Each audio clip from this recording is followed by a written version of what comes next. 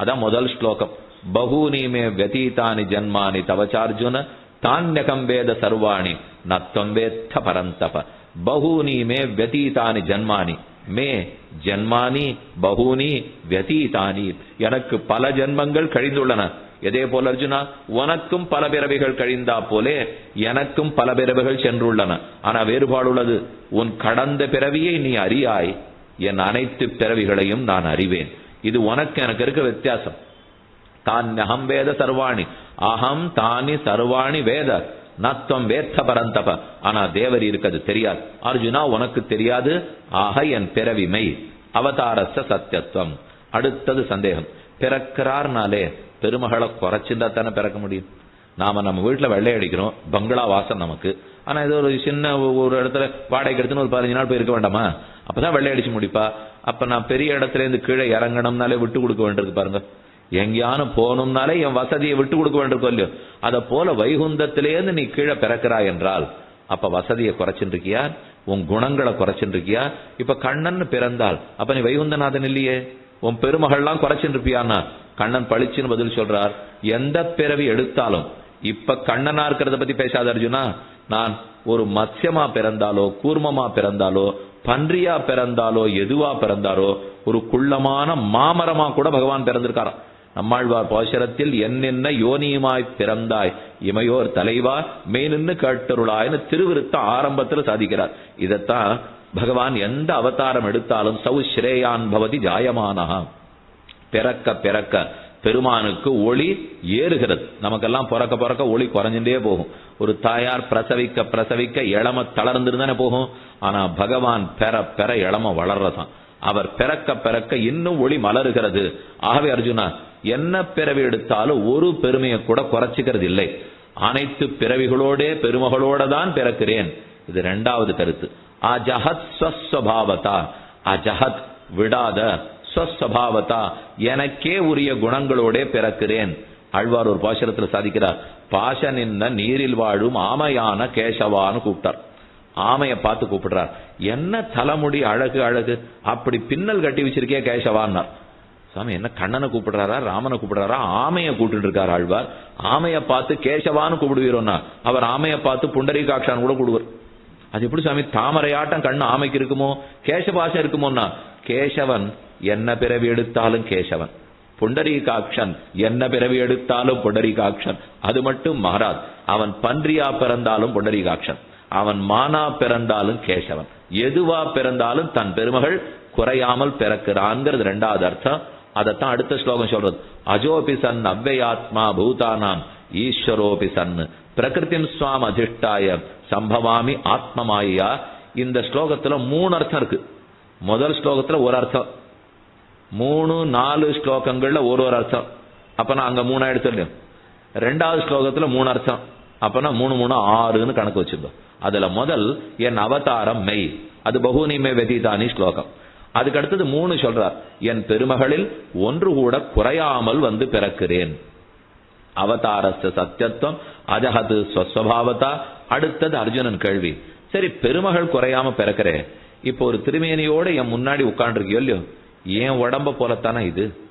இந்த புஸ்தகம் காகிதத்தால் ஆக்கப்பட்டிருக்கு, இது கண்ணாடியால் ஆக்கப்பட்டிருக்கு, இது இரும்பால் ஆக்கப்பட்டிருக்கு, இது தங்கத்தால் ஆக்கப்பட்டிருக்கு. நம்ம உடம்பு பஞ்சபூதங்கள் பிருத்திவி அப்பு தேஜஸ் வாயு ஆகாசம். கண்ணா உன்னுடைய திருமேனியும் பஞ்சபூதங்களால தானே ஆக்கப்பட்டிருக்கு.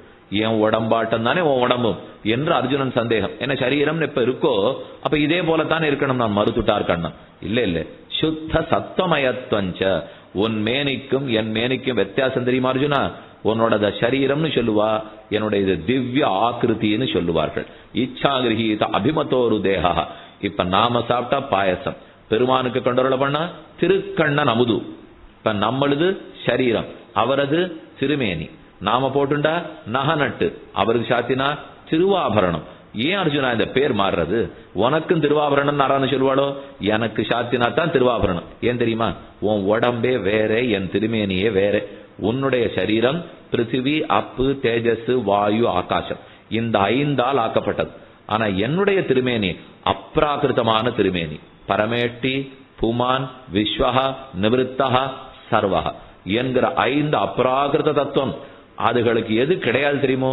உன் சரீரம் சத்தம், ரஜஸ், தமஸ் முக்குணங்களால் ஆக்கப்பட்டது. ஆனா என் திருமேனி சத்தம் மட்டுமே, ரஜஸ் கலவை கிடையாது, தமசு கலவையே கிடையாது. அதனாலதான் பெருமானுடைய திருமேனியை சேவித்தா அது சுத்த சத்துவமூல்யம். அதை சேவிக்க சேவிக்க நமக்கு ஞானம் வளரும். ஆனா நம்ம யார் உடம்ப பார்த்தாலும் அது கலப்படமான சத்தமூல்யம், இருக்கிற ஞானமும் போயிடும். அதனாலதான் நம்மள ஒருத்தருக்கு ஒருத்தர் பார்த்துக்கவே கூடாது. பார்த்துக்க கோச்சுக்கிறேன் நினைக்க வேண்டாம், பிரயோஜனம் இல்லை. அதனாலதான் பாத்துக்கிறது இல்லை. இப்ப நீங்க என்ன பார்த்து என்ன போறது, பாடிய உங்களை பார்த்து என்ன போறது? சுவாமி கொஞ்சம் இருக்கு ஞானம், அதையானும் கொஞ்சம் விட்டு வச்சுக்கோ. அதை விட நம்ம ராமனை பார்த்தோம்னா இருக்கிற ஞானத்தை வளர்த்து கொள்ளலாம் இல்லையோ. அப்ராகிருத்தமான திருமேனி, திவ்யமங்கள விக்கிரகம், அதில் நம் இந்திரியங்கள் நிலைத்தால் சுபாசிரயம் ஆசிரயாணின்னு பராசர பட்டர் சாதிக்கிறார். அது சுபமான ஆசிரியம். அதுலதான் நம்ம இந்திரியங்கள் ஜாக்கிரதையா இருக்கும். மனசையும் அங்க வச்சுட்டோம், புலன்களையும் அங்க வச்சுட்டோம்னால் ரஜஸ் தமசுங்கிற அழுக்குக்கே இடம் இல்லாமல் சத்தகுணத்தையே வளர்த்து விட்டுடுறாளாம் பெருமாள். அதைத்தான் இப்ப அடுத்தது சொல்றார். ஆக உன் சரீரத்தை போன்றதல்ல என்னுடைய திருமேனி. அவதாரஸ்த சத்தியத்துவம், திரும்ப திரும்ப சொல்றீங்க, நீங்க ஞாபகம் வச்சுக்கணும்னு தான். அவதாரஸ்த சத்தியத்துவம் அஜஹத் ஸ்வஸ்வபாவதா, என் பெருமகளில் ஒன்றையும் குன்றாமல் விட்டு கொடுக்காமல் பிறக்கிறேன்.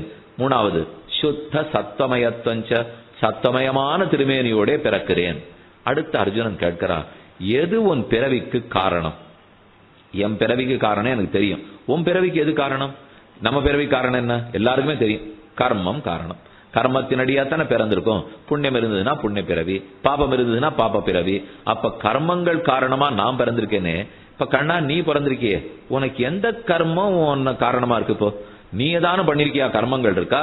அந்த கர்மத்தினால பிறந்திருக்கியானா? மறுத்துட்டார் கண்ணன். எனக்கு கர்மங்களே கிடையாது அர்ஜுனா. நமாம் கர்மாணி லிம்பந்தி நமே கர்மபலே ஸ்பிருகா, என்ன கர்மங்கள் தீண்டாது, எனக்கு கர்மத்தின் பலத்திலையும் விருப்பம் கிடையாது. ஆகவே கர்மம் தீண்டி நான் பிறக்கிறது இல்லை. பின்ன இச்சா மாத்திர நிதானதா, என் விருப்பத்தால் கருணையால் பிறக்கிறேன். நாம் கர்மத்தினடியாக பிறக்கிறோம், அவன் கருணையினடியாக பிறக்கிறான். நாம் உந்தப்பட்டு பிறக்கிறோம், அவன் தானே இச்சையாலே பிறக்கிறார். இதைத்தான் இச்சாதேகம்னு சொல்லுவார்கள். ஆசைப்பட்டபடி திருமேனி எடுத்துட்டு இருக்கார். அவதாரஸ்த சத்தியத்துவம் அஜஹத் ஸ்வஸ்வபாவதா சுத்த சத்தமயத்வஞ்ச ஸ்வேச்சா, தன் விருப்பத்தினால் பிறக்கிறார். அடுத்தது அர்ஜுனன் கேட்கிறார், எம் பிறவிக்கு காலம் நிர்ணயிக்கப்பட்டிருக்கு. எப்போது கர்மங்கள் எப்ப பழுக்கிறதோ, இந்த கர்மம் பழுத்தா இந்த பிறவி. அத போல உன் பிறவிக்கு காலத்தை யார் நிர்ணயம் செய்கிறார்கள்? நீ இப்ப பிறக்கணும்னு எப்ப முடிவு பண்ணிக்கிற? இப்ப தேவகிக்கு அவதரித்த ஆச்சு வயசு 62. இப்போ நான் முடிவு பண்ணா? நீ அவதரிக்கும் காலத்தை எது முடிவு பண்றது? என் காலம் தெரியும், கர்மம் பழுத்ததுன்னா எனக்கு காலம். அப்ப தேவரீருக்கு காலம்? கண்ணன் சிரிச்சுட்டே சொன்னார், தர்மத்துக்கு தலைக்குனிவு ஏற்பட்டால் என் காலம், அப்பதான் நான் பிறக்கிறேன். தர்ம கலானோ சமுதாய, தர்மத்துக்கு வாட்டம் வந்தாலே பிறந்துருவேன் அர்ஜுனா. அதர்மம் தலையை தூக்குறதுன்னு தெரிஞ்சாலே பிறந்துருவேன். ஆக இந்த கலியுகத்துல இது வரைக்கும் கண்ணன் இன்னும் பிறக்கலையோ இல்லையோ. ஒரு சுவாமி ரொம்ப வேடிக்கையா சொன்னார், அப்படின்னா தர்மம் வாட்டமே அடையலேன்னு அர்த்தம். அவர் சொல்லியிருக்காரு, வாட்டம் அடைஞ்சா நான் பிறந்துருவேன்னு சொல்லியிருக்காரு இல்லையோ. இன்னும் இந்த யுகத்துல பிறக்கல, அப்ப தர்ம வாட்டம் அடையல. நன்னா இருக்கு சுவாமி கேட்கறதுக்கு. ஆனா வாட்டம் அடையாத்துக்கே இந்த பாடுன்னா, இனிமே வாடி அது தலை வேற குறிஞ்சுதுன்னா எந்த பாடுபடுமோ தெரியலையே. இன்னைக்கு இருக்கிற தர்மத்துக்கே இவ்வளவா இருக்கேன்னால், அப்பன்னா கலியுகத்துல இனி பார்க்க வேண்டியது நிறைய இருக்கு. நம்ம இன்னும் ஒன்னும் பார்க்கவே ஆரம்பிக்கலன்னு அர்த்தம். ரொம்ப ஆரம்பத்துல உட்காந்துருக்கும். ஆங்கிலத்துல ஒண்ணு சொல்லுவா, ஒரு பெரிய பனிமலை இருந்ததுன்னு வச்சுக்கோ, அது கடலுக்குள்ள இருக்கும், அதனுடைய நுனி மட்டும் தெரியறது, கீழே நிறைய இருக்குங்கிற அளவு. பனிமலையின் நுனி மட்டும் பார்க்கிறோம். இன்னும் ஒன்னும் கவலைப்படாதீங்க, நிறைய இருக்கு. இப்ப நம்ம நுனி தான் பார்த்திருக்கோம், இன்னும் கீழே நிறைய கலியுகம் பார்க்க வேண்டி உள்ளது. அப்ப அடுத்தது தர்ம கிலானோ சமுதாய. கடைசி அர்ஜுனன் கேட்கிறான், என் பிறவிக்கு பயன் எனக்கு தெரியும். நான் பிறந்ததே என் கர்மங்களை தொலைக்க. இந்த மூணையும் சேர்த்துட்டு இருந்தோம். கர்மங்களால் பிறக்கிறேன், கர்மம் பழுத்த போது பிறக்கிறேன், கர்மத்தை தொலைப்பதற்காக பிறக்கிறேன். அப்ப என் ஜென்மத்துக்கு காரணம் எது? கர்ம. என் ஜென்மத்துக்கு காலத்தை நிர்ணயம் பண்ணுவது எது? கர்ம. என் ஜென்மத்துக்கு பயன் எது? கர்மத்தை தொலைத்தல். இந்த மூணு கிட்ட இருக்கு. அதனாலதான் மயங்குடாத ஞாபகம் வச்சுக்கணும். மூணுமே கர்மத்தை பொறுத்தது. கர்மத்தினால் தான் பிறக்கிறேன், கர்மம் தான் பிறவியின் காலத்தை நிர்ணயம் பண்றது. பிறந்ததுக்கு பயனே கர்மத்தை தொலைக்கிறது தான். எப்படி சுவாமி தொலைக்கிறதுன்னா, இப்ப நம்ம பண்ணிட்டு இருக்கிறதுலாம் அதான். இப்போ கர்மத்தை தான் தொலைச்சுட்டு இருக்கோம். எப்ப சுகப்பட்டாலும் புண்ணியம் தொலைஞ்சு போயிடும். எப்ப துக்கப்பட்டாலும் பாபம் தொலைஞ்சு போயிடும். ஓ அப்பன்னா இப்ப என்ன பண்ணணுங்கிறீர்? சுகப்பட்டா புண்ணியம் போறதுன்னா வேண்டாம் சுவாமி, அதுக்கு இருக்கிறது கொஞ்சமான ஜாகிரதையா இருக்கட்டும், அதனால சுகமே வேண்டாம். ஓ துக்கப்பட்டா பாபம் போயிடுமா? அப்ப ஒரு தரம் துக்கப்படச்சேவும் ஒரு சந்தோஷப்பட்டுங்க, ஒரு பாபம் தொலைஞ்சுது. ஏதோ துக்கப்பட்ட மூல்யம் கண்டிப்பா ஏதோ ஒரு பாபமானு போயிருக்கும். அதனாலதான் பாப புண்ணியங்கள் சுக துக்கங்களை கொடுக்கறது. அதை அனுபவிக்க அனுபவிக்க பாப புண்ணியம் போயிடும் மூல்யம். அப்ப நான் கர்மத்தை தொலைக்க பிறக்கிறேன், நீ எதற்காக பிறக்கிற? உனக்கு தான் கர்மமே இல்லையே. கர்மமே இல்லாதபடியால் நீ எதை தொலைக்க போறேன்னு அர்ஜுனனுக்கு சந்தேகம். கண்ணன் சமாதானம் சொல்றார், நான் எதையும் தொலைக்கிறதுக்கு இல்ல. பரித்ராணாய சாதுனாம் விநாசாய துஷ்கிருதாம் தர்ம சம்ஸ்தாபனார்த்தாய சம்பவாமி யுகே யுகே. சாதுக்களை ரட்சிக்க, துஷ்டர்களை அழிக்க, தர்மத்தை ஸ்தாபிக்க, இதுதான் என் பிறவியின் பயன். அர்ஜுனா இப்ப தெளிவாச்சா? 6 விஷயங்களை சொல்றார். அவதார ரகசியம், இந்த 6 தான் அவதார ரகசியம். நீங்க 30 நாள் எதை கேட்டு மறந்தாலும் சரி, இந்த 6 மட்டும் மறக்காம ஞாபகம் வச்சுங்க. என் அவதாரம் மெய், என் பெருமகளில் ஒன்றையும் விட்டு கொடுக்காமல் பிறக்கிறேன். என் திருமேனி உன்னை போன்றதல்ல, சுத்த சத்தமயமான திருமேனி. நான் பிறப்பதற்கு கர்மம் காரணம் இல்லை, இச்சை காரணம். என் பிறவியின் காலத்தை கர்மம் முடிவு செய்யறதில்லை, அது தர்மத்தின் வாட்டம் முடிவு செய்கிறது. அதுதான் காலம். என் பிறவிக்கு கர்மத்தை தொலைப்பது பயனில்லை. சாதுரக்ஷணம், துஷ்ட நிரசனம், தர்ம சம்ஸ்தாபனம், இந்த 3 தான் பயன். இதைத்தான் இந்த 4 ஸ்லோகங்களால சாதிக்கிறார். அதுக்கப்புறம் 5வது, அதாவது கீத கணக்குல 9வது ஸ்லோகம், அது முக்கியமான ஸ்லோகம். ஜென்ம கர்மச்ச மே திவ்யம் ஏவம் யோ வேத்தி தத்வதः த்யக்த்வா தேகம் புனர்ஜன்ம நைதி மாமேதி சோர்ஜுன. நான் பிறந்தேன், நான் வளர்ந்தேன், என்னை யார் நினைக்கிறானோ, அசை போடுகிறானோ அர்ஜுனா, அவனுக்கு அதுவே கடைசி பிறவி. என் அவதார ரகசிய ஞானத்தை ஒத்தன் அடைஞ்சுட்டானால் அவன் மறுபிறவி எடுப்பதில்லை. அந்த ஞானத்தோட மடிகிறான், அத்தோட முக்தி அடைகிறான் என்று ரொம்ப சிறந்த கருத்து. அப்ப 4வது அத்தியாயத்தை அவதார ரகசிய ஞானம் முக்தி கொடுக்கும். அப்புறம் 16வது அத்தியாயத்தில் இருக்கிற நான் தான் புருஷோத்தமன் சொல்லுண்டார். 15வது அத்தியாயத்தில் புருஷோத்தம வித்யா. அந்த புருஷோத்தம வித்யை, பகவான் புருஷோத்தமங்கிற ஞானம் ஏற்பட்டுட்டால் அதுவும் அந்த பிறவியிலேயே மோட்சம் கொடுக்கும். 2 வழி சொல்லியிருக்கார் கண்ணன். 4வது அத்தியாயம், 15வது அத்தியாயம். 4வது அத்தியாயத்தில் அவதார ரகசியம், 15வது அத்தியாயத்தில் புருஷோத்தமத்துவம். இந்த 2தோட பக்தி பண்ணோம்னால் முக்தி அடைய போவது உறுதி. ஜன்ம கர்மச்ச மே திவ்யம் ஏவம் யோ வேத்தி தத்வதः த்யக்த்வா தேகம் புனர்ஜன்மனைதி மாமேதி சோர்ஜுன. இப்ப மேற்கொண்டு விட்ட இடத்துல தொடர்றார். எங்க விட்டுருக்கோம்? கர்மயோகம், ஞான யோகம். அதுல என்ன இருந்தோம் 3வது அத்தியாயத்திலே. இப்ப திடீர்னு அதை அப்ப உபதேசித்தாயினவே சந்தேகம் வந்துருச்சு. சந்தேகத்துக்கு வேண்டியதெல்லாம் சொல்லிட்டார். இதுக்குத்தான் பிராசங்கிகமா சொல்றதுன்னு பேர். அப்படின்னா உபன்யாசத்துக்கு ஒரு தலைப்பு போட்டிருப்பா, அதன்படிக்கு சீரா சொல்லிட்டே வருவோம். வர்றச்சே எங்கேயான ஒரு விஷயம் சட்டுன்னு புத்தியில பட்டுடும், அது நாக்கு நுனி வரைக்கும் வந்துடும். அதுக்கப்புறம் தடுக்கிறதுக்கு எங்களால முடியாது. ஆனால் இப்ப அது இல்ல, இருந்தாலும் பிரசங்காத்து விண்ணப்பம் பண்றேன்னு. பிரசங்காத்து நான் வந்துடுத்து நான் என்ன பண்றதுன்னு அர்த்தம். அதை போலத்தான் அர்ஜுனனுக்கு இப்ப ஏதோ சொல்லிட்டே இருந்தார். திடீர்னு தன் அவதார பெருமை தோணித்து சொல்லிட்டார். 4 ஸ்லோகங்களாலே அவதார ரகசியத்தை வெளியிட்டுட்டு திரும்ப கர்மயோகத்தை பத்தி சொல்றார். இதை கேட்ட உடனே முழு குழப்பம் வந்துடுத்து அர்ஜுனுக்கு. இது வரைக்கும் கூட கொஞ்சம் தேவையில்லை. என்ன கண்ணன் முதல்ல சொன்னது கீழ்ப்படி கர்மயோகம், மேல்படி ஞான யோகம் என்று சொல்லிட்டார். அடுத்து 3வது அத்தியாயத்திலே ஞான யோகமே வேண்டாம், கர்மயோகம் நேரையே முக்தி பெற்று கொடுக்கும், அதுவும் ஆச்சு. என்ன கீழே சொல்ற சேவே கர்மயோகத்தை விட ஞான யோகம் உயர்ந்ததுங்கிற ஆப்பதான் 2வது அத்தியாயத்துல சொன்னார். அதையும் அர்ஜுனன் நன்னா மனசுல வேண்டவே வேண்டாம், ஞான யோகமே தேவையில்லை. நியதம் குரு கர்மத்வம் கர்மஜ்யாயோக்கிய கர்மணா, நீ கர்மயோகத்தே செய், கர்மம்ங்கிறது ஞானத்தை விட உயர்ந்தது அப்படின்னு 3வது அத்தியாயத்துல சொன்னார். இப்ப 4வது அத்தியாயம் வந்தது இல்லையோ, இப்ப சொல்றார் கர்மணி அகர்மய பஷ்யேத் அகர்மணிச்ச கர்மயா சபுத்திமான் மனுஷ்யேஷு சயுக்தா கிருஷ்ண கர்ம கிருத். கர்மணி அகர்மய பஷ்யேத் அகர்மணிச்ச கர்மயாக, கர்மத்துக்குள்ள அகர்மாங்கிற ஞானத்தை பாரு, ஞானத்துக்குள்ள கர்மத்தை பாரு. இந்த 2ஐயும் ஒண்ணுக்குள்ள ஒண்ணு யார் பாக்குறானோ அவன் தான் ஞானின்னார். இது தனித்தனியான்லாம் சொல்லிட்டு இருந்தார். இது வேற ஒருத்தனுக்கு, அது வேற ஒருத்தனுக்குன்னு சொன்னாரு. அப்ப இது என்ன ஒண்ணுக்குள்ள ஒண்ணு பார்க்க சொல்றார்? கர்மத்துக்குள்ள ஞானத்தை பார், ஞானத்துக்குள்ள கர்மத்தை பார். என்ன சொல்ல வருகிறார்? இது கர்மயோகம் ஞான யோகத்தை பத்தி பேச்சு இல்ல. நாம எந்த கர்மத்தை செய்தாலும் அந்த கர்மத்துக்குள் 2 பகுதிகள் உள்ளன. பெருமாளை பிரதட்சணம் பண்றோம், பிரதட்சணம் பண்றது ஒரு கர்மான்னு வச்சுங்க. அதுக்குள்ள 2 பகுதிகள் இருக்கு. காலால கிடுகிடுன்னு சுத்துறது ஒரு பகுதி, உள்ளத்தால பகவான பிரதட்சணம் பண்றோங்கிற அறிவு ஒரு பகுதி. இந்த 2 இருக்கும் இல்லையோ, இந்த ரெண்டையும் மாத்தி மாத்தி பார்த்துக்கணுங்கிறார். அதுக்குன்னு வீட்டுல உட்காந்து நினைக்கப்படாது, சுத்திண்டு நினைக்கணும். ரெண்டும் இருக்கே. அப்ப சுத்தறதுக்குள்ள அறிவு இருக்கு, அறிவுக்குள்ள சுத்துறது இருக்கு. வீட்லயே உட்கார்ந்து அறிவோட இருந்து நான் எல்லாம் பெருமாள் சன்னதிக்கெல்லாம் போறதில்ல சுவாமி, அது கூட்ட நாட்டமா இருக்கு, எப்படி அங்க போனாலும் அவனுக்கு அடியவன் தான் நினைச்சுக்க போறேன், அது என் மெத்தையார் படிச்சனே நினைச்சுக்கிறேன். என்ன அப்படி பண்ணாதே, கர்மம் தேவை. அதே கர்மத்தை பண்றேன் விறுவிறுன்னு குதிரை சுத்துற மாதிரி வேகமா பிரதட்சணம் பண்ணிட்டே இருந்து எதுக்கு எங்க ஓடிட்டு ராமர் கோயில் இருக்குமானே தெரியல அப்படின்னு அதுவும் பண்ணாதே. அப்ப கர்மமா மட்டும் பண்ணாதே, ஞானமா மட்டும் இருக்கக்கூடாது. கர்மணி அகர்மய பச்சேது அகர்மணிச்ச கர்மயா சபுத்திமான் மனுஷேஷு, அவன் தான் மனுஷர்களுக்குள்ளே மிகவும் சிறந்தவன் என்று சொல்றவர் மேல ஒரு அழகான அர்த்தம் சொன்னார். இப்படி பார்த்துக்கோ, உன்னுடைய தர்மத்தை நீ செய், உன் தர்மத்திலேருந்து மாற்றி புறத்தியாருடைய தர்மத்தை செய்யாதே. ஸ்ரேயான் திரவியமயாது யஜ்ஞாத் ஞான யஜ்ஞா பரந்தப சர்வங்கர்மாக்கிலம் பிரார்த்த ஞானே பரிசமாப்யதே. இந்த ஸ்லோகத்தை நன்னா மனசுல வாங்கிக்கோங்க. ஸ்ரேயான் உயர்ந்தது, திரவியமயாது யஜ்ஞாத் திரவியத்தை சேர்த்து சேர்த்து சேர்த்து யஜ்ஞம் பண்றோமோ இல்லையோ, நாங்க இது 50 லட்சம் ரூபாய் யஜ்ஞம், அது 1 கோடி ரூபாய் யஜ்ஞம், இது 2 கோடி ரூபாய் யஜ்ஞம், அதுக்கு நெய்யே இவ்வளவு ஆச்சு, பாலே இவ்வளவு ஆச்சுன்னு சொல்றோமோ இல்லையோ, அவ்வளவு செலவழிச்சு பண்ற யஜ்ஞம் இருக்கே, அதை விட ஞான யஜ்ஞம் சிறந்தது அர்ஜுனா. திரவியத்தால யஜ்ஞம், புடவையா சேர்த்தேன், வேட்டியா சேர்த்தேன், பாலா கொட்டினேன் என்று சொல்றதை விட ஞான யஜ்ஞம் ரொம்ப உயர்ந்தது. ஏனென்றால் எல்லா கர்மங்களும் கடைசியில ஞானத்துல தானே போய் சேர போறது.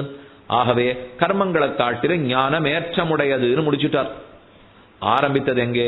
கர்மயோகத்தை விட ஞான யோகம் உயர்ந்ததுன்னு 2வது அத்தியாயத்துல சொல்லிட்டு, இல்ல வேண்டவே வேண்டாம், எப்படி ஞானத்தை விட கர்மம் உயர்ந்ததுன்னு 3வதுல சொல்லிட்டு, 4வதுனுடைய ஆரம்பத்துல கர்மத்துக்குள்ள ஞானத்தை பாரு, ஞானத்துக்குள்ள கர்மத்தை பாருன்னு சொல்லிட்டு 4வது அத்தியாயம் முடியும் போது இல்ல எல்லா விதத்திலையும் கர்மத்தை விட ஞானம் தான் சிறந்தது அப்படின்னு. இப்ப என்ன கேட்டோம் 4 அத்தியாயம் வரைக்கும் தோணிப்படும் இல்லையோ. கண்ணன் இதுல ரொம்ப சாமர்த்தியம் உடையவர். இத போலவே பல ஸ்லோகங்கள் கீதையில இருக்கானா தெளிவா அர்த்தம் இருக்கு. நமக்கு அந்த ஸ்லோகத்தை பார்த்தவனா அர்த்தம் புரியல, தவிர அதுக்கு தான் ஆச்சாரியர்கள் மகோபகாரம் செய்தார்கள். அவ பார்த்து பார்த்து வியாக்கியானம் பண்ணி வச்சிருக்கலன்னா நம்ம புரிஞ்சுட்டு இருக்கவே முடியாது. எத்தனை மகாச்சாரியர்கள் வியாக்கியானம் பண்றா, அவ சொல்றது ஒன்னும் குழப்பவே இல்லை. கண்ணன் இப்போ அவன் கர்மயோகம் தான் சிறந்ததுன்னு தெளிவா இருக்கார். பின்ன கர்மத்துக்குள்ள அகர்மா, அகர்மாவுக்குள்ள கர்மான்னு சொன்னீரேன்னா, கர்மயோகத்துக்குள்ளேயே இருக்கிற 2 பகுதியை பார்த்தோம், அறிவு பகுதி, ஆற்றல் பகுதி. இந்த 2த்துக்குள்ளே ஆற்றலுக்குள்ள அறிவையும் பாரு, அறிவுக்குள்ள ஆற்றலை பாருது, ஒண்ணு அதுலயும் குழப்பம் இல்லை. அதுக்கப்புறம் இப்ப சொல்றது என்ன தெரியுமோ, ஒரே தராசு கர்மயோகம்ங்கிற தராசு. அதுல இந்த பக்கம் அறிவு பகுதி, இந்த பக்கம் செயல் பகுதி. இந்த 2த்துக்குள்ள எது உயர்ந்ததுன்னு அர்ஜுனனுக்கு சந்தேகம். அப்ப கண்ணன் சொல்றார், அதுல நடக்கிற பகுதி பிரதட்சணத்துக்கு நடக்கிறையே, அதை விட என்ன நினைச்சுட்டு நினைக்கிறையோ அந்த அறிவு தான் முக்கியம். இப்ப பெருமாளுக்கு பூ தொடுத்துட்டே இருக்கும், கையால் தொடுக்கிறது முக்கியமா, நாம் பகவானுக்கு அடியவன் நினைச்சுட்டு தொடுக்கிறது முக்கியமானால் நினைவு தான் முக்கியம். அதைத்தான் அவர் சொல்றாரே தவிர, அப்ப அந்த என்ன நம்ம வாங்கிக்கணும், செயல் பகுதியை விட அறிவு பகுதி முக்கியம், கர்மத்தை விட ஞானம் முக்கியம்னு சொல்லி ஆகணும் இல்லையோ. ஏன்னா கர்மாங்கிறது செயல் பகுதி, ஞானம்ங்கிறது அறிவு பகுதி, கர்மத்தை விட ஞானம் முக்கியம். ஆனா நம்ம என்ன தப்பா முடிச்சுட்டோம், கர்ம யோகத்தை விட ஞான யோகம் முக்கியம்னு சொல்றதா நினைச்சுடுறோம். அதை அவர் சொல்லவே இல்லை. ஒரே கர்மயோகத்துக்குள் கர்ம பகுதியை விட ஞான பகுதி உயர்ந்தது. இதுதான் கண்ணனுடைய தெளிவான முடிவு. ஆகவே நன்கு புரிஞ்சுக்கோ, இதுதான் கர்மயோகம், இதுதான் உன்னுடைய யுத்தம். இதை விட்டுட்டு நீ எங்கேயும் போவதற்கு இயலாது. ஆகச்சை நகி ஞானேன சதிருஷம் பவித்ரமிக வித்யதே தத்ஸ்வயம் யோக சம்சித்தா காலேனாத்மனி விந்ததி. அந்த ஞானத்துக்கு சமமா மத்தொன்னில்லை. ஆசிரிப்பாய் உன்னுடைய கர்மயோகத்தை செய். இப்ப யோகத்தை பத்தி விளக்குறேன். 5வது அத்தியாயம் வந்தது. கர்மயோகஸ்ய சௌகரியம் சைக்ரியம் காஷ்சன தத்விதாக. கர்மயோகம் எப்படி சௌரியமா பண்ணலாம். அர்ஜுனன் கேட்டார், எங்களுக்கு எப்பவுமே சௌகரியம்னா ரொம்ப பிடிக்கும். ஏதா இருந்தாலும் இப்ப கீழே உட்கார்ந்து ரொம்ப நாள் கேட்டுருக்கணுமா, நாற்காலி போட்டா சௌகரியம். நாற்காலி கூட 15 நாளைக்கு அப்புறம் கொஞ்சம் சாய்வு நாற்காலியா இருந்தா இன்னும் சௌரியம். ஒன்னொன்னு இப்ப நம்ம முதல்ல இப்படி உட்காந்து கேட்கும் போது தெம்பா அமர்ந்த திருக்கோலத்துல பெருமாளாட்டம் உட்காந்துருவோம். கொஞ்ச நாள் கழிச்சு இப்படி சாய ஆரம்பிக்கிறது பாருங்க, அதுக்கு அர்த்த சயனம்னு பேர். அர்த்த சயனத்துக்கு அப்புறம் படுத்துனுடுற மொழியோ அனந்த சயனம்னு பேர். இந்த 3 சயனமும் உபன்யாசத்துக்குள்ளேயே முடிஞ்சு போயிடும். ஆரம்பிக்கிறச்சே வீற்றிருந்த திருக்கோலம், ஒரு மணி நாள் ஆச்சுன்னா அர்த்த சயன திருக்கோலம், 2 மணி நாள் முடிய போறதுன்னா அனந்த சயன திருக்கோலம். ஆனா வேற வழியே இல்லை. உபன்யாசகர் மட்டும் முதல்ல உட்காண்டதுலயே தான் உட்காந்துக்கணும். அவர் மட்டும் நகர முடியாது. மத்த எல்லாருக்கும் ஒரு வசதி. இதுல இருந்தே புரிஞ்சுக்கணும், சொல்றதை விட கேட்கறது ரொம்ப ஆனந்தம். சொல்றதுல ஏதோ கொஞ்சம் நஞ்சம் கஷ்டம் இருந்தாலும் கேட்கறது திருப்தியா கேட்டுருவோம் இல்லையோ. இன்னொன்னு பாருங்களேன், சொல்றவருக்கு கூட துணையே இல்லையே. இப்ப யாரான்னு 2 சுவாமிகளை இங்க உட்காந்து வைக்கலாமோ இல்லையோ, உட்காந்து வச்சா பயமான இல்லாத பார்த்துட்டு இருக்கலாமோ இல்லையோ. ஆனா கீழே உங்களுக்கு எல்லாம் கூட உட்காந்துக்கிறதுக்கு எத்தனை பேர் இருக்கா? எப்பவுமே உட்காந்து இருக்கிற சுவாமி தனியா தான் உட்காந்துருக்கணும். அவர் பயந்துட்டே தான், யாருமே இல்ல, திரும்பி பார்த்தா இல்லேன்னு உட்காந்துருக்கமோ இல்லையோ. எதுக்கு சொல்ல வந்தேன், 5வது அத்தியாயத்தில் சௌரியமா யோகத்தை பண்ணலாம், கஷ்டம் நினைக்காதே. சந்நியாச கர்மயோகஸ்ய நிஸ்ரேயசகரா உபௌ தயோஸ்து கர்ம சந்நியாசாத் கர்மயோகா விசிஷ்யதே. கர்ம சந்நியாசத்தை விட கர்மயோகம் சிறந்தது. கர்ம சந்நியாசம்னால் சந்நியாசம் விட்டு விடுவது, கர்ம சந்நியாசம் கர்மங்களை செய்யாமல் விட்டு விடுவது, அதை விட கர்மயோகம் வசந்ததுங்கிறார். இவனுக்கு ஆசை இப்ப கர்மங்களை செய்யாத யுத்த பூமியை விட்டுடணும், முடியாது. கர்ம சந்நியாசத்தை விட கர்ம யோகம்தான் சிறந்தது. ஞேயஸ்ஸ நித்திய சந்நியாசி யோனத்வேஷ்டின காங்க்ஷதி. ஆனா அந்த கர்மத்தை செய்யும் போது விருப்பு வெறுப்புகளுக்கு அப்பாற்பட்டு செய். இவன் அடிக்கணும் கொல்ல போறோன்ற எண்ணம்லாம் உனக்கு முக்கியம் இல்லை, நாட்டை பாதுகாக்கணுங்கிற எண்ணத்தோட செய். விருப்பு வெறுப்புகளுக்கு இடம் கொடுக்காதே. நிர்த்வந்த்வஹி மகாபாஹோ சுகம் பந்தாத்து பிரமுச்சியதே. இப்போ கர்மத்தை எப்படி செய்யணும்னு சொல்றேன், கேட்டுக்கொள். கர்மம் ஆரம்பிக்கணும்னாலே, யோகம் ஆரம்பிக்கணும்னாலே எல்லாரையும் சமமா பார்க்கிற புத்தி வேணும் அர்ஜுனா. 2வது அத்தியாயத்தில் தேகம் வேறே ஆத்மா வேறேன்னு சொன்னேன் இல்லையோ. இத்தனை பேருக்குள்ளேயும் ஆத்மாக்கள் இருக்காளோ இல்லையோ, அனைவரும் தங்கள் ஆகாரத்தால பண்புகளால சமம். அதை தெரிஞ்சுக்கோ. ஆத்மாவுக்கு ஆத்மா வித்தியாசம் கிடையாது, இயற்கையில் கிடையாது. ஆனா செயற்கையா கர்மம் உந்தத்தான் ஆத்மாக்கள்ல வேறுபாடு வருது. இவர் கர்மம் வேற, அவர் கர்மம் வேற, அவர் கர்மம் வேற. அதனாலதான் என்னுடைய குணம் வேறையா இருக்கு. சத்துவகுணம் வேற, ரஜோகுணம் வேற, தனோகுணம் வேற. ஒருத்தருக்கு ரஜஸ் அதிகமா இருக்கு, ஒருத்தருக்கு சத்துவம் அதிகமா இருக்கு, ஒருத்தருக்கு தமஸ் அதிகமா இருக்கு. இதெல்லாம் எதனால அர்ஜுனா? அவன் கர்மா, அந்த கர்மத்தினால உயர்வு தாழ்வுகளே தவிர. இப்ப இப்படி பாரு, அந்த கர்மத்தை விலக்கிட்டு நிஷ்கிருஷ்ட ஆத்மஸ்வரூபம், சுத்த ஆத்மஸ்வரூபத்தை பாத்தியானா எல்லாருமே சமம் தானே. இங்க நாம உட்கார்ந்து இருக்கிற இத்தனை பேரும் சமம். எப்படி பார்த்தால் சரீரத்தோட கூடி ஆத்மாவை பார்த்தா நம்ம சமமா இல்ல. ஒருத்தரும் வெவ்வேறு, புடவை வேற, வேட்டி வேற, சொக்கா வேற, கண்ணாடி வேற, நெத்திக்கு வேற, எல்லாம் வேற. ஆனா ஒரு நிமிஷம் அந்த சரீரத்தை பிரிச்சுட்டு நம்ம ஆத்மாவை பார்த்தால் அனைவரும் சமம். அதுல கூட ஒரு விஷமம் வரும், அதுல கூட ஒரு மாறுதல். கர்மத்தோட சேர்த்து ஆத்மாவை பார்த்தா வெவ்வேறு, உங்க கர்மம் வேற, என் கர்மம் வேற. ஆனா அந்த கர்மத்தையும் பிரிச்சுட்டு சுத்த ஆத்மஸ்வரூபத்தை பார்த்தால் எங்கும் வேறுபாடு கிடையாது அர்ஜுனா. அதை பார்க்க தெரிஞ்சவன் தான் சமதர்ஷி. சமதர்சனம் வந்துடுத்து பிரம்ம தர்சனமே அடைஞ்சுட்டேன்னு அர்த்தம். வித்யா வினய சம்பன்னே பிராமணே கவி ஹஸ்தினி சுனிசைவ ஸ்வபாகேச்ச பண்டிதாக சமதர்சினா. நன்னா படிச்ச பிராமணன், அறிவில்லாத பிராமணன், அனுஷ்டானமே இல்லாத பிராமணன், பெரிய யானை, சின்ன பசுமாடு, நாய் அடிச்சு உண்றவன், இவா இத்தனை பேருக்குள்ளேயும் ஒரே மாதிரி தான் ஆத்மா இருக்கு. ஒரே ஆத்மான ஒரு சொல்லல, எத்தனையோ கோட்டானு கோடி ஆத்மாக்கள். ஆனா அனைத்து ஆத்மாக்களும் சமம். இகைவ தைர்ஜித சர்கா ஏஷாம் சாமிய ஸ்திதம் மனஹ நிர்தோஷம் ஹி சமம் பிரம்ம தஸ்மாத் பிரம்மணித்தே ஸ்திதாக. யார் ஒருத்தன் இந்த பிரம்ம தரிசனத்தை இங்கே பெற்றுட்டானோ, அனைவரையும் சமமா பார்க்க தெரிஞ்சுட்டானோ, அவன் சம்சாரத்தை இங்கேயே ஜெயித்தவனாகிறான். அங்கு போய் தான் ஜெயிக்கிறது இல்லை, அவன் சம்சாரத்தை இங்கேயே ஜெயிச்சு விடுறார். அதை புரிந்துகொள். ஆக பிரம்ம தரிசனம் இருந்தாலே மேற்கொண்டு யோகம். யோகம் வளரணும்னாலே காமக்ரோத வியுக்தானாம் யதீனாம் யதசேதசாம் அபிதோ பிரம்ம நிர்வாணம் வர்த்ததே விதிதாத்மனாம் போக்தாரம் யஜ்ஞதசாம் சர்வலோக மகேஸ்வரம் சுகிருதம் சர்வபூதானாம் ஞாத்வா மாம் சாந்தி மிருச்சதி. ரொம்ப ஆச்சரியமான ஸ்லோகம், 5வது அத்தியாயம் கடைசி ஸ்லோகம். நான் எல்லாத்துக்கும் எல்லா யஜ்யங்களாலும் ஆராதிக்கப்படுபவன் நான். போக்தாரம் யஜ்ஞ தபசாம் சர்வலோக மகேஸ்வரம், அனைத்து லோகத்துக்கும் ஈஸ்வரன் நான். போக்தாரம் யஜ்ஞ தபசாம், யஜ்ஞம் தபஸ் தானம் இது இத்தனையினாலும் ஆராதிக்கப்படுபவன் நான். இப்படிப்பட்ட என்னை சுகிருதம் சர்வபூதானாம், இத்தனை ஜீவராசிகளையும் சமமா பார்த்தியோ இல்லையோ. இன்னொன்னு பாரு, அவர்கள் அத்தனை பேருக்கு நான் நன்மையே நினைக்கிறவன்னு புரிஞ்சுட்டு என்ன பார். எல்லா ஜீவர்களுக்கு நல்லது நினைக்கிறவர் பெருமாள். இதைத்தான் சௌஹார்தம்னு சொல்றார். ஹிருதயம், நல்ல மனசு, எல்லாரும் நன்னா இருக்கணும் நினைக்கிற மனசு. இப்போ ஒரு 50 வருஷத்துக்கு முன்னாடி கூட நம்மளாம் நன்னா இருக்கணும்னு நினைக்கிறதுக்கு நிறைய பேர் இருந்தா. ஆனா இன்னைக்கு அந்த மாதிரி நெருக்கமா திறந்த உள்ளத்தோட சுத்தமான மனசோட நாம எவ்வளவு வசத்தியா போனாலும் அவன் அப்படியே நன்னா இருக்கணும்னு சொல்றதுக்கு யாரான் இருக்காளா? அந்த மாதிரி ஆளே குறவு. நம்ம ஒருத்தர போய் சேவிச்சா கூட நல்ல திறந்த மனசோட ஆசீர்வாதம் பண்றதுக்கு ஆள் இருக்காளா? அதுக்கே அக்கா தங்களுக்குள்ளே இல்ல, அண்ணன் தம்பிகளுக்குள்ளே இல்ல, பெரியப்பா சிற்றப்பா கொடுக்குள்ளே இல்ல, எல்லாம் வசந்துட்டானே வசந்துட்டானே வசந்துட்டானே இப்படி நினைக்கிறதுக்கு தான் ஆள் இருப்பாளே தவிர எதிலும் பொறாமை, எதிலும் தேவையற்ற லோபித்தனம் கருமித்தனம் இதுதான் நாள்.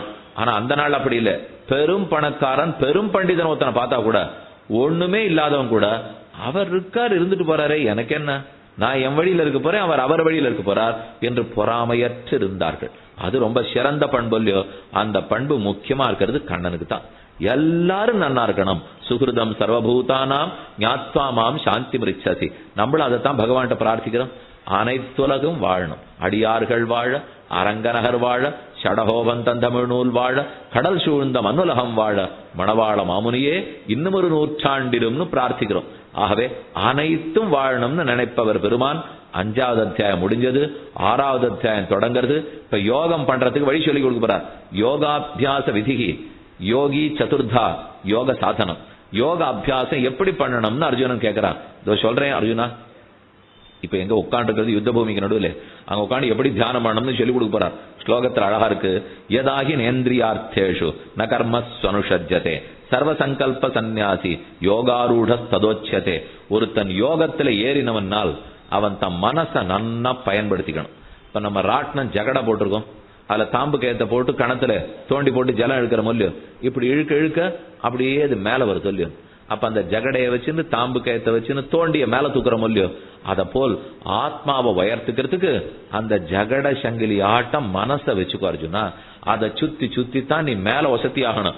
உத்தரேத் ஆத்மன ஆத்மானம் நாத்மானம் அவசாதையேது ஆத்மனா ஆத்மானம். உன் மனசால ஜீவாத்மாவை வசத்திக்கோ. ஆத்மைவ ஹியாத்மனோ பந்து ஆத்மைவ ரிபுராத்மனா. ஒரு மனசேதான் ஆத்மாவுக்கு விரோதி, மனசேதான் ஆத்மாவுக்கு பந்து. அந்த பந்துவை வச்சுட்டு நன்னா வசதிக்கோ, விரோதின்னு நினைச்சுன்னு கீழே விழுந்துடாதே. அப்ப யோகத்துக்கு முதல் தேவை மன கட்டுப்பாடு. அத்தோட இப்ப எப்படி யோகத்துல சரீரம் இருக்கணும், பத்மாசனத்துல எப்படி உட்காரணும், இடத்தை எப்படி தேர்ந்தெடுக்கணும்னு சொல்றார். ஏகாக்கி யதசித்தாத்மா நிராசீர் அபரிக்கிரஹ. ஏகாக்கி எப்பவும் தனிமேல இருக்கணும். யோகம்னா கூட்டமா உட்காந்து பண்ணாதீங்க. சுவாமி இன்னைக்கு எல்லாரும் வகுப்பு எடுக்கிறது அப்படித்தானே எடுக்கிறா, நிறைய பேர் உட்காந்து வச்சுக்கிறா, அப்படி வரிசையா 1000 பேர் உட்காந்து யோகம் சொல்றாள் என்னால் அதெல்லாம் ஆசனங்கள். தயவுசெய்து வித்தியாசத்தை புரிஞ்சுக்கணும். யோகம் வேறு, ஆசனம் வேறு. நம்ம சேர்த்து யோகாசன வகுப்பு யோகாசன வகுப்புன்னு இருக்கும். ஆசன வகுப்புன்னு சொன்னா உடலுக்கு, யோக வகுப்புன்னு சொன்னா மனசுக்கு. மனசுக்கு பயிற்சியே வேற, சரீரத்துக்கு பயிற்சியே வேற. சரீரம் நீங்க 100 பேரை ஒன்னாவே உட்காந்து சொல்லிக் கொடுங்க, அதனால ஒண்ணும் இல்லை. ஆனா தியானம் பண்ணணும்னு சொன்னாலே பகவத் தியானம்னு சொன்னா தனிமை, அது கூட்டாக அல்ல.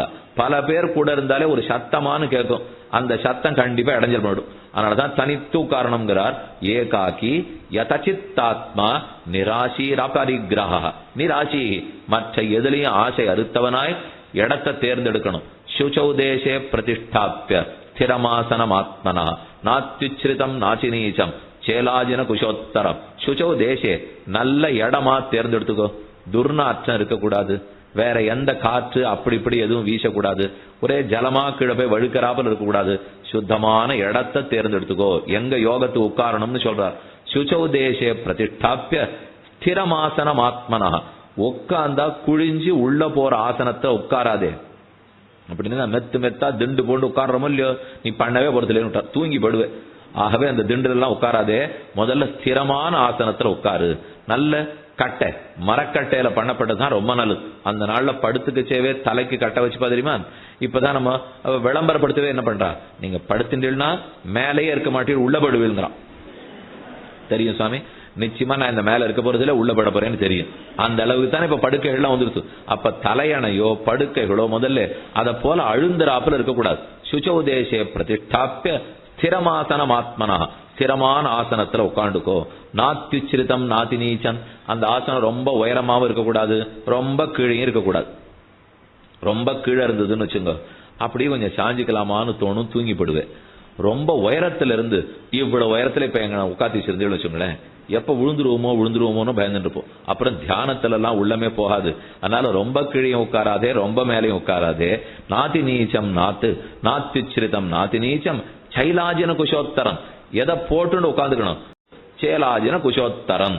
தத்ர ஏகாகிரம் மனః கிருத்வா யதசித்தேந்திரிய கிரியா உபவிச்சாசனே யுஜ்ஜன் யோகம் ஆத்ம விசுத்தையே.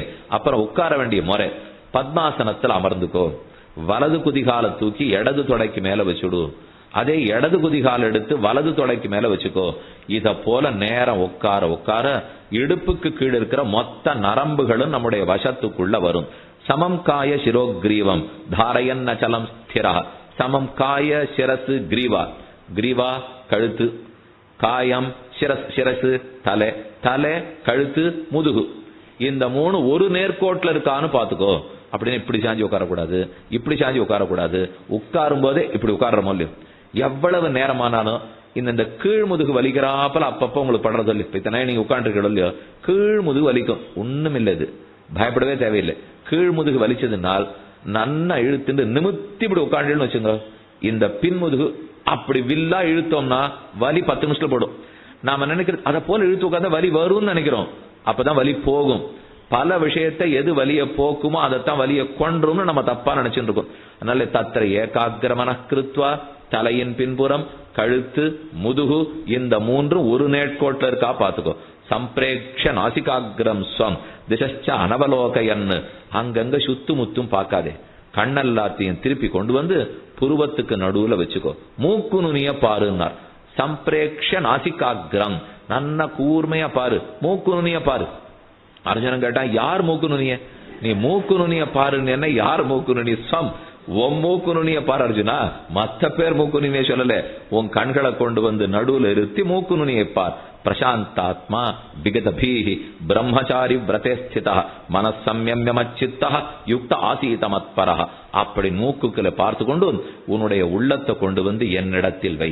யோகம் தியானம்னாலே எத்தையோ நினைக்கிறது இல்லை, வெட்ட வெளிய நினைக்கிறது இல்லை. தயவுசெய்து ஒண்ணு நன்னா புரிந்து கொள்ள வேண்டும். தியானம்னா சில பேர் என்ன சொல்லி கொடுத்துறாள்னால், எந்த சிந்தனையும் இல்லாமல் போவது தியானம். அப்படியே உங்க மனசை சூன்யமாக்கிடுங்கோ, எந்த எண்ணமும் இல்லாமல் செய்யுங்கிறா. கை கூடவே போறதில்லை. இதை நம்மால சாதிக்கவே முடியாது. மனம்னு இருந்தாலே ஏதோ ஒன்று நினைச்சே தீரும். ஆனா என்ன மாத்திக்கலாம்னால், மனத்தை நினைக்காததுன்னு சொல்ல முடியாது, மனத்தை நல்லத நினைன்னு சொல்லிக்கலாம். அது எதோ நினைச்சுக்கோ இல்லையோ, அதெல்லாத்தையும் விட்டுடு, கண்ணனை நினைச்சுக்கோ என்றுதான் சொல்ல முடியும். அதனால தெய்வத்தை குறித்து தியானம், அவனுடைய திவ்யமான விக்கிரகத்தை குறித்து தான் தியானம். அதை விட்டு விட்டு ஆகாசத்தை நோக்கி தியானம், மரத்தை நோக்கி தியானம், மட்டையை நோக்கி தியானம் எல்லாம் ஆகவே ஆகாது. அது தியானம் பண்றோங்கிறதுக்கு அப்படி வட்ட வட்டமா ஒன்ன போட்டு அதுக்கு நடுவில் ஒரு புள்ளி குத்திருப்பா. நீ நன்னா அந்த கண்ணை சுருக்கின அந்த புள்ளையே பாரு, தலை சுத்தும். சாமி ஏற்கனவே தலை சுத்தின்னு இருக்கு, எங்க இருக்கிறோன்னே தெரியல, இதை வேற பார்த்தால்னால் அதெல்லாம் தேவையே இல்லை. தியானத்தை பத்தி ஏன் முதல்ல யோக சூத்திரம் பதஞ்சலி பகவான் எழுதினாரோ இல்லையோ, பதஞ்சலி ஆதிசேஷனுடைய அவதாரம், மறுபடியும் ஆதிசேஷ அவதாரம் பகவத் ராமானுஜர். அப்ப பதஞ்சலியே ராமானுஜராக அவதரித்தார்னு சொல்லலாம். அதனால சுவாமி ரொம்ப ஆச்சரியமா சாதிக்கிறார். எல்லாருக்கும் யோகம் நடக்கும், சாத்தியம்தான். ஆனா திருமேனியை நினைக்கணும், எத்தத்தையோ நினைக்கக்கூடாது. பெருமானுடைய திருமே நமக்கு பிடித்த குருவாயூரப்பன் எனக்கு பிடிக்கும், திருவேணமுடையான பிடிக்கும், ரங்கநாத பெருமாள் பிடிக்கும், சாமி பதரிகாசிரமத்து பெருமாள் தான் சாமி பிடிக்கும், தாராளமா வச்சுக்கோ. யார் எந்த திருமேனி பிடிக்குமோ அத்தையே கொஞ்சம் கொஞ்சம் நேரமா மனசுல நிறுத்தணும். கொஞ்சம் கொஞ்சம் நிறுத்த அந்த திருமேனி நம்ம கிட்ட இருக்கிற பாப்பங்களை கழிச்சுட்டே வரும். இது கழிய கழிய 10 நிமிஷம் 12 நிமிஷம் ஆகும், இன்னும் கொஞ்சம் கழியும், 12-14 நிமிஷம் ஆகும், இன்னும் கொஞ்சம் கழியும். அப்ப அதை சேர்த்து கொஞ்சம் கொஞ்சமா கழிச்சுன்னு வந்தா அப்ப நீண்ட நேரத்துக்கு உட்காருவோம். 1 மணி நேரம் கூட உட்காருவோம். அப்புறம் யாரும் தொந்தரவு பண்ணவே மாட்டா. அது கூட ஆச்சரியம் இல்லை. நன்னா பழக ஒரு 3 மாசமானாலே 10 நிமிஷம் சரியாயிடும். ஒரு 3 வருஷம் பழகிடுத்துன்னு வச்சுங்க, ஒரு நாளைக்கு ஒரு 1/2 மணி நேரம். 3 வருஷம் நன்னா திருமேனி இருத்த வந்துட்டா எழுந்தப்பறமும் நினைவு வரும். அப்பன்னா அதை உட்கார்றச்சே மட்டும் தெரியறது இல்லையோ, எழுந்திருக்கிறச்சே யாரையோ பாக்குறோம். அப்ப கண்ணை மூடின்னு இருக்கிறச்சே தியானம் கூடுறது, கண்ணை திறந்து பார்த்த உடனே யாரோ தெரியறா. 3-4 வருஷம் பழகிவிட்டா யாரையோ பார்த்துட்டாலும் அப்பவே அந்த தியான திருமேனியே ஞாபகத்துக்கு வரும். சுவாமி அப்படின்னு யாரு என்னன்னு தெரியாத பட போறது என்ன, போட்டமே இதனால ஒண்ணும் இல்லை. இப்போ நான் போயிட போறது என்ன, போகணும்னு தான் இத்தனை பேரோ உபதேசிச்சிருக்கிறது. அப்படி போயிடுதுன்னா அப்புறம் மத்தது ஞாபகம் வரப்போறது இல்லை. இப்ப வேலை நடக்காதோ நினைக்கவே வேண்டாம், இன்னும் நன்னா நடக்கும். ஏன்னா நம்முடைய மனசுக்கு இருக்கிற மொத்த சக்தியும் இப்ப பயன்பட ஆரம்பிச்சுடுத்தோம் இல்லையோ. முன்னாடி நிறைய சக்தியை விரயம் பண்ணி பயன்படுத்தியிருந்தோம். இப்ப அந்த மனசு நேரம் ஒரு கண்ணனிடத்துல நிலைப்படுறபடியால் நல்ல சக்தி உள்ளதாயிடுறது. 4 மணி நேரத்துல பண்ற காரியத்தை அரை மணி நேரத்துல முடிஞ்சிடும். மேலும் இவனுடைய வாசனை பக்கத்துல எல்லாம் வீச ஆரம்பிச்சிருமே. ஒரு நல்ல தாமரமல்ல ஒரு இடத்துல இருந்தா சுத்தி நல்ல வாசனை வீசல, அத போல ஒரு யோகி ஒரு இடத்துல இருந்தா சுத்தி வாசனை வீசும். எல்லாமே நல்லதுதான் நடக்கும். இவனுக்கு இடைஞ்சலுக்கு ஆளே இருக்க மாட்டா. அப்பா அர்ஜுனன் கேட்கிறான், யோகம்னா தூங்கவே கூடாதுங்கிறாளே, அப்படியா? யோகம்னா பட்டி கிடக்கிறவங்கிறாளே, அப்படியான்னா ரெண்டும் தப்பு அர்ஜுனா. பட்டி கிடக்கிறவனுக்கு யோகம் கூடாது, தூக்கம் இல்லாதவனுக்கு யோகம் கூடாது. நாத்யஸ்னதஸ்து யோகோஸ்தி நச்ச ஏகாந்த மனஸ்னதா நச்சாதி ஸ்வப்னசீலஸ்ய ஜாகிரதோ நைவச்சார்ஜுன. 24 மணி நேரம் முழிச்சுட்டு வேலை பார்க்கறவனுக்கு யோகமே கை கூடாது. அவன் கடைசியில வேலை பார்த்துருக்கேன் தூங்கி வழிஞ்சுட்டே இருப்பான். அதுக்குன்னு தூங்கிட்டே இருக்கான் பாரு, அவனுக்கும் கை கூடாது. அப்போ கொஞ்சமா சாப்பிட்டுக்கணும். நிறைய சாப்பிட்றவனுக்கும் கூடாது, சாப்பிடாத இருக்கிறவனுக்கும் கூடாது. தேவையான அளவுக்கு சாப்பிடணும், சாப்பிட்ட அளவுக்கு பயிற்சி பண்ணணும். அதையும் சேர்த்து சொல்றார், யுக்தாஹார விஹாரஸ்ய யுக்த சேஷ்டஸ்ய கர்மசு. எவ்வளவு சாப்பிட்டிருக்கியோ அதுக்கு தகுந்த உடற்பயிற்சி பண்ண வேண்டும். இப்படியாய் மெதுமெதுவே யோகத்தை பழக்கிக்கோ. அது நேரம் உன் சித்தங்களை கொண்டு வந்து என்னிடத்தில் நிறுத்தும். நிறுத்த நீ என்ன தெரியுமா பார்க்க தெரிஞ்சு போறே. யோமாம் பஷ்யதி சர்வத்ர சர்வஞ்ச மயி பஷ்யதி தஸ்யாஹம் ந பிரணஷ்யாமி சசமே ந பிரணஷ்யதி. யார் ஒருத்தன் அனைவருக்குள்ளும் என்னை காண்கிறானோ, என்னை எல்லாருக்குள்ளும் காண்கிறானோ, அனைத்தையும் என்னிடத்தில் காண்கிறானோ. யோமாம் பஷ்யதி சர்வத்ர சர்வஞ்ச மயி பஷ்யதி. சற்று அந்த சப்தங்களை மாத்திருக்கார், அவ்வளவுதான். யஹா மாம் பஷ்யதி சர்வத்ர, யார் ஒருத்தன் என்னை அனைத்துக்குள்ளும் பார்க்கிறானோ, அதே போல யார் ஒருத்தன் என்னிடம் அனைத்தையும் பார்க்கிறானோ அவனுக்கு நானும் வீணாவதில்லை, அவனும் என் முன்னிருந்து விலகுவதில்லை. பார்க்கிற அனைத்துக்குள்ளும் பிரம்மத்தை பார்க்கணுங்கிறார். பார்க்க முடியுமானால் நிக்கிற ஒத்தொத்தரும் ஓடுற விசிறியும் எரியிற விளக்கம் அவர் உள்ள இருக்கவே தானே, இல்லைன்னா அது எரியவே போறது இல்லையே. அப்ப அவரைத்தான் அனைத்துக்குள்ளும் பார்க்கணும். அப்ப பகவான் பகவான் அர்ஜுனன் கேட்கிறார், சஞ்சலம் ஹி மனः கிருஷ்ண பிரமாதி பலபத்ரிடம் தஸ்யாஹம் நிகிரகம் மன்யே வாயோரிவ சுதுஷ்கரம். இந்த மனசு ரொம்ப ஓடுறது கண்ணா. நான் என்ன கடிவாளத்தை இழுத்து பிடிக்கணும்னு பார்த்தாலும் அது ஒன்றும் கையில வராது போல் ஓடிண்டே இருக்கே. இதை நான் எப்படி சரிப்படுத்துறது? கொஞ்ச நேரம் உட்காரத்துக்குள்ளே யாரானு மணி அடிக்காதான்னு தோண ஆரம்பிச்சுடுறது. அது அடிக்கவே இல்லை, ஆனா ஒரு 10 நிமிஷம் உட்காரத்துக்குள்ள என்ன ஒத்துரு நீ மணியே அடிக்கல, சில பேர் நம்ம பார்க்கவே இல்லையே நினைக்க ஆரம்பிக்கிறேனே. இதுல இருந்து நான் எப்படி வெளியில வருவேன்னா, அசம்சயம் மகாபாகோ மனோ துர்நிகிரகம் சலம். வாஸ்தவம், மனசு அவ்வளவு சுலபத்திர கட்டுப்பாட்டுக்குள்ள வராது, சந்தேகம் இல்லை. ஆனா அதுக்கு ஒரு வழி இருக்கு. அபியாசேனத்து கௌந்தேய வைராகியேனச்ச கிரஹ்யதே. மறுபடியும் பயிற்சி. மனசு எத்தனத்துல ஓட பார்த்தாலும் திருப்பி திருப்பி கொண்டு வந்து என் திருமேனிலேயே இருத்து. அபியாசேனத்து கௌந்தேய, திரும்ப ஒரே விஷயத்தை முயற்சிக்கிறோம் இல்லையோ, அதான் அபியாசம். வைராக்கியம், ஏதோ உள்ள மனசு ஓடுறதா, வேண்டாம், அது பிரயோஜனம் இல்லை, அதை விட கண்ணன் ரொம்ப உயர்ந்தவர். சொல்லி சொல்லி சொல்லி பழக்கு. எத்தனை பேர் மூல செலவு பண்றான், அத போல பண்ணு. திரும்ப மனசை பழக்கினியானால் அபியாசேனது கௌந்தேய வைராக்கியேனச்ச கிரஹ்யதே என்று யோகத்தை சொல்லிட்டு, கர்மயோகம் சொல்லிட்டேன், ஞான யோகம் சொல்லிட்டேன், இத போன்ற யோகங்கள்லாம் ஆயிடுத்து ஆத்ம சாட்சா்காரத்துக்கு இதுதான் வழி சொல்லி முடிக்க போறார் கண்ணன். அர்ஜுனன் நினைச்சுட்டான், ஆஹா கீதை முடிஞ்சு போச்சு. 6 அத்தியாயம் எடுத்து கர்ம ஞான யோகம் ஆயிடுத்து ஆத்ம சாட்சா்காரம் சொல்லிட்டார்னால் முத்தாய்ப்பு வச்சாப்புல ரொம்ப அழகா ஒரு ஸ்லோகத்தை சாய்த்தார். யோகி நாமபி சர்வேஷாம் மத்கதேன அந்தராத்மனா ஸ்ரத்தாவான் பஜதே யோமான் சமே யுக்த தமோ மதா. எனக்கு ரொம்ப பிடிச்சவர் யாரு தெரியுமோ? கீழே நான் சொன்ன யோகிகள் எல்லாரையும் விட ஒரு வசந்த யோகி இருக்கா அர்ஜுனா, அவனை தான் எனக்கு பிடிக்கும். அர்ஜுன் தகச்சு போட்டார். அது யார்? இதுவரைக்கும் அவரை பத்தி சொல்லவே இல்லையே. கர்மயோகியை சொன்னேன், ஞான யோகியை சொன்னேன், அதெல்லாம் சின்ன நிலை அர்ஜுனா. இதை விட ரொம்ப பெரிய யோகி ஒருத்தர் இருக்கார். யோகி நாமபி சர்வேஷாம், நான் கீழே சொல்லி இருக்கிற யோகிகள் எல்லார விட மத்கதேன அந்தராத்மனா, இதுவரைக்கும் நீ ஆத்ம ஞானத்தை பத்தி தெரிஞ்சுட்டே, இனிமேதான் கிருஷ்ண ஞானத்தை பரமாத்ம ஞானத்தை தெரிந்து கொள்ள போகிறாய். அவன் தான் மிகச்சிறந்த யோகி. யார சொல்றார்? பக்தி யோகியை சொல்லிட்டு இருக்கார். கர்மயோகியை விட ஞான யோகியை விட ஒரு பக்தியில் இருக்கிறவர் எவ்வளவு சிறந்தவர். 6வது அத்தியாயம் முடிஞ்சு போச்சு. இனிமே 7வது அத்தியாயம் தொடங்கிறது. 7, 8, 9 அழகான பக்தி யோகத்தை விளக்க வந்த அத்தியாயங்கள். மத்தியமே பகவத் தத்துவ யாதாத்மியாவாப்தி சித்தையே ஞான கர்ம அபிநிர்வர்த்தியா பக்தி யோகா பிரகீர்த்திதா. நடு 6 அத்தியாயங்களில் பக்தி யோகம் சொல்லப்பட்டது. அந்த பக்தி யோகம் எத்தோட சேர்த்து மத்தியமே பகவத் தத்துவ யாதாத்மியாவாப்தி சித்தையே. பகவத் தத்துவம் என்னன்னு உண்மையா தெரிஞ்சுக்கணும் இல்லையோ, தெரிஞ்சுக்கிறதுக்கும் அடைவதற்கும் கடவுளை அறிவவும் கடவுளை அடையவும் பக்தி தான் வழி என்று இரண்டாவது ஷட்கத்தில் சொல்லப்பட்டது. யாதாத்மியாவாப்தி சித்தையே ஞான கர்ம அபிநிர்விருத்தியா பக்தி யோகா. ஞான கர்மங்களாலே அங்கங்களாக கொள்ளப்பட்ட பக்தி யோகம் சொல்லப்பட்டது. 7வது அத்தியாயம் தொடங்கிறது. ச யாதாத்மியம் பிரகிருத்தியா அஸ்ய திரோதி சரணாகதி. பெருமாள் தன்னுடைய பெருமையை சொல்ல போறாரு. இப்போ தன்னுடைய இயற்கை தன்மை என்ன, தன்னுடைய சுபாவம் என்ன. ஆனா அர்ஜுனா, என்னை பத்தி இதை தெரிஞ்சுக்கோட்டாம இந்த பிரகிருதி எப்படி மூடி வச்சிருக்கு தெரியுமோன்னு. உன் சரீரம் உன்னை மூடின்னு இருக்கு, இந்த உலகமெல்லாம் மூடுறது. என்னை பத்தி என்ன தெரிஞ்சுக்கணும்னு பார்த்தியாலும் தெரிஞ்சுக்க விட்டாது. அதை தாண்டி என்கிட்ட சரணாகதி பண்ணியானா தான் நான் அந்த இடையூற விளக்குறேன். விளக்கினப்புறம் தான் என்னை பத்தி நீ தெரிஞ்சுக்கவே முடியும். இது 7வது அத்தியாயம்.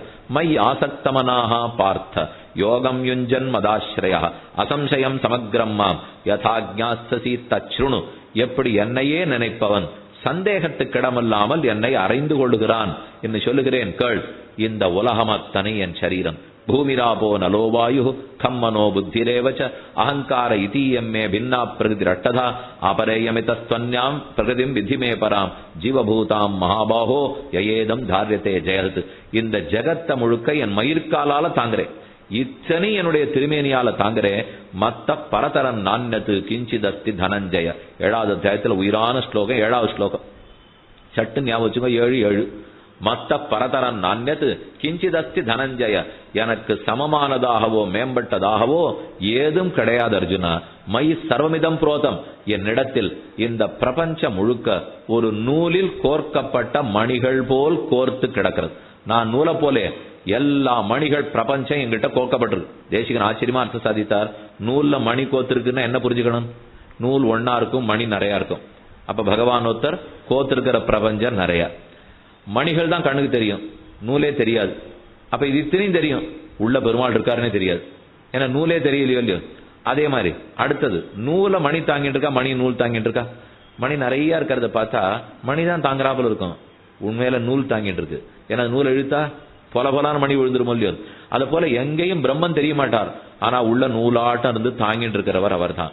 மை சர்வமிதம் புரோதம் சூத்திரே மணிகணாயிவ. இப்படித்தான் ஜகத்து எங்கிட்ட கோக்கப்பட்டிருக்கு. எதற்குள்ள எப்படி இருக்கேன்னு சொல்றேன் கேள்.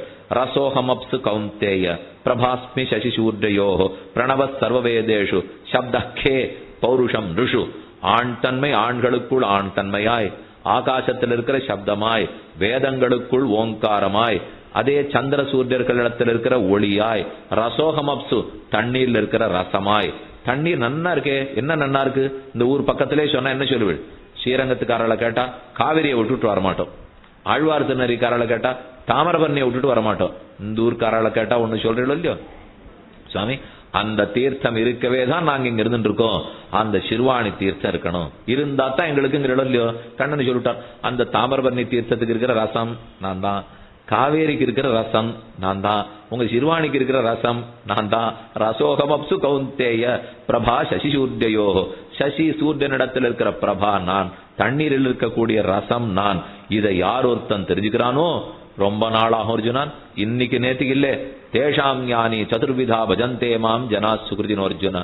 ஆர்த்தோ ஜிக்யாசுர் அர்த்தார்த்தி ஞானீச்ச வரதர்ஷவ. தேஷாம் ஞானி நித்தியுக்தா ஏகபக்தி விசிஷ்யதே ஞானி துவாத்மைவ மேமதம். யாராரோ என்கிட்ட வரா, 4 வகைப்பட்டவர்கள் வருகிறார்கள். இதோ ஐஸ்வர்யம் வேணுங்கிறவன் வரான், கைவல்யம் வேணுங்கிறவன் வரான், என்னையே வேணுங்கிறவன் வரான். இவாளுக்குள்ள யார் தெரியுமோ ரொம்ப சிறந்தவா? தேஷாம் ஞானி நித்தியுக்தா. என்னிடத்துல என்ன விரும்பி வருகிறான் பார். எங்கிட்ட வந்து அவன் இன்னொன்னு கேட்கறது இல்ல, என்னிடத்தில் என்னையே கேட்கிறான். அவன் தான் ஞானி, அவன் தான் பக்தன். நித்தியுக்தா, என்னை விட்டுட்டு பிரிஞ்சுட்டு அப்படி இப்படி போக மாட்டான். அவன் தான் சிறந்தவன். அவனை பற்றி சொல்லுகிறேன் கேட்டுக்கோ. உதாரா சர்வ ஏவைத்தே ஞானி துவாத்மைவ மேமதம். அந்த ஞானி எனக்காத்மா அர்ஜுனா. நான் என்ன அவனுக்கு ஆத்மா நினைச்சுக்கிறது இல்லையே. அந்த பரமபக்தனொத்தன் என்னை விட்டு பிரிந்து இருக்க மாட்டேன். உண்ணும் சோறு பருகு நீர் தின்னும் வெத்தலையும் எல்லாம் கண்ணன் சொல்றான் இல்லையோ. தாரகம் போஷகம் போக்கியம் கண்ணன். அவன் தான் எனக்காத்மா.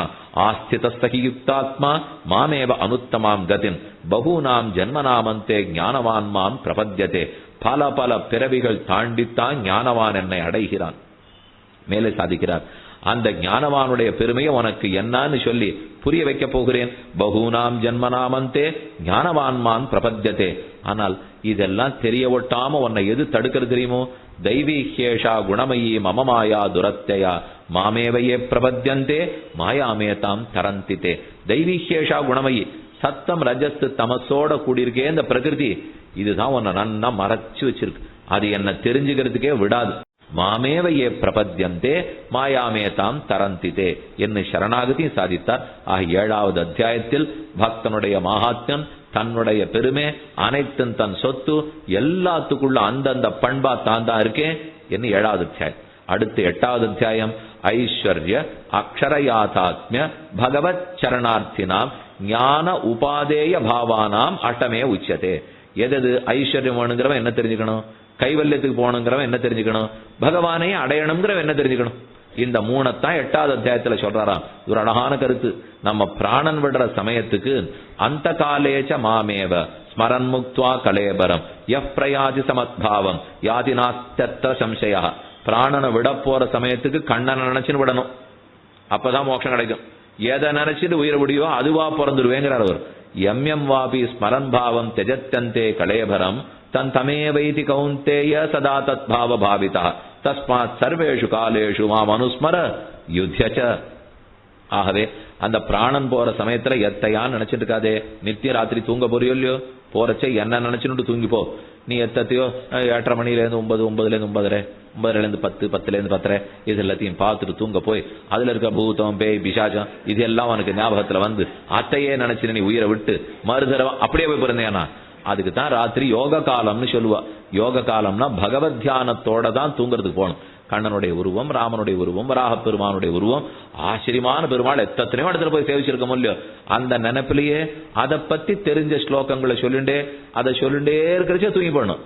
ஸ்லோகம் சொல்லிட்டு இருக்கணும், இன்னும் கட்டப்பட வேண்டாம். இப்போ தாராளமா தெரிஞ்ச ஸ்லோகத்தை அப்படியே சொல்லிட்டு அத்தோடையே தூங்கி போடலாம், அந்த நினைவோடையே தூங்கலாம். ஏன்னா அந்த தூக்கத்தின் போதும் எப்ப உயிரை விடும் போதும் அந்த விடுற சமயத்துக்கு எதை நினைச்சுன்னு உயிரை விடுவோமோ அதுவாக பிறப்போம். ஜடபரதர் மானை நினைத்து கொண்டு பிறந்தார். ஆதிபரதர் ஒரு மான் குட்டியை நினைச்சுன்னு உயிரை விட்டார், அடுத்த பிறவி மானாவே பிறந்துட்டார். அதை போல இப்ப நம்ம எத்தையா நினைச்சுன்னு உயிரை விட்டோம்னா பல பேர் இடத்துல கடன் வாங்கியிருக்கோம். வாங்கினா அப்ப அவரை நினைத்து கொண்டே தூங்க போனோம்னு சொன்னா அப்ப அவர் அண்ணா தேவரசாமி அப்ப அடுத்த பிறவி கொடன் கொடுக்கிற பிறவியா இருக்கும் இல்லையோ, ஏன்னா அவரா பறந்துருப்பேனே. அந்த பிறவி பார்த்து அவர் வாங்குறவர் ஆயிடுவார். இது நம்மளுடைய கர்மா எவ்வளவு நமக்கு தெரியாது. அப்ப அதனால அதெல்லாம் வேண்டாம், கண்ணனை நினைத்து கொண்டு தூங்க போக வேண்டும்.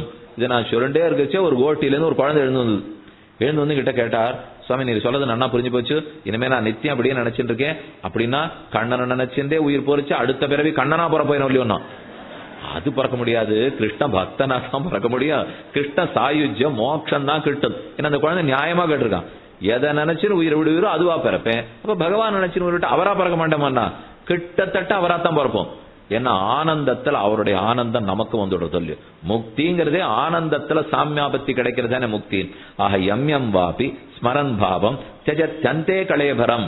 ஆனா இவை இத்தனையுமே பக்தி யோக நிஷ்டனுக்கு இருக்கிற கிரமங்கள், அவனுக்கு நிர்பந்தம்.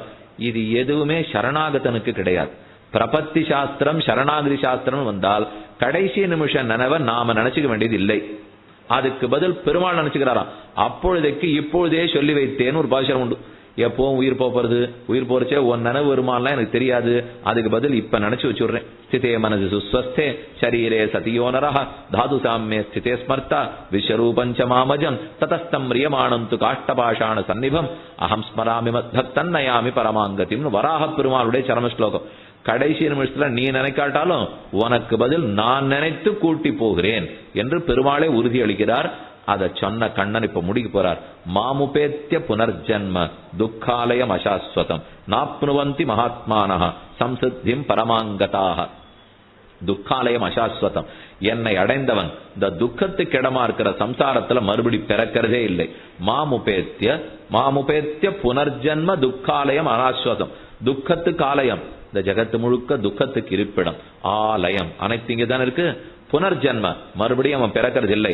நாப்னுவந்தி மகாத்மானஹ சம்சித்திம் பரமாங்கதாக ஆப்ரம்ம புவனான் லோகாக புனராவர்த்தினோர்ஜுன மாமுபேத்தியது கௌந்தேய புனர்ஜன்மன வித்யதே. அப்பதான் கண்ணன் வழி சொல்றார். மேல மேலேன்னு போகணும்னு ஆசைப்படுறிய அர்ஜுனா, போக போக போக திரும்பி வர்ற லோகங்கள் உண்டு. ஆனா ஒரு லோகத்தை அடைஞ்சு விட்டா திரும்பி வராத லோகம். நீ திரும்பி வர்ற லோகத்துக்கு போகணுமா, திரும்ப வராத லோகத்துக்கு போகணுமா? ஆப்ரம்ம பவனான் லோகாக, எதுவரை திரும்பி வந்துடுவோ தெரியுமா? பூஹு புவஹ சுவஹ மஹ ஜனஹ தபஹ சத்யன், பிரம்மாவனுடைய சத்தியலோகத்துக்கு கூட போ, அது வரைக்கும் திரும்பி வந்துடுவேன். ஆ பிரம்ம பவனான் லோகாக புனராவர்த்தினோ அர்ஜுன, ஆவர்த்தினா திரும்பி திரும்பி வருதல், புனகனா மறுபடி மறுபடி மறுபடி மறுபடி அடிபட்ட பந்த போல திரும்பி வந்துடுவே. ஆனால் எப்ப என் லோகத்தில் என்னை அடைகிறாயோ, மாமுபேத்தியது கௌந்தேய, மாமுபேத்திய என்னை அடைஞ்சுட்டால் புனர்ஜன்மன வித்யதே, மறுபடியும் நீ பிறக்க போவதே இல்லை. அதனால என்ன அடையறதுக்கு பார், மாமுபேத்தியது கௌந்தேய புனர்ஜன்மன வித்யதே. அர்ஜுனன் கேட்டார், அந்த திரும்ப வராத லோகத்துக்கு போறதுக்கு மார்க்கம் எது?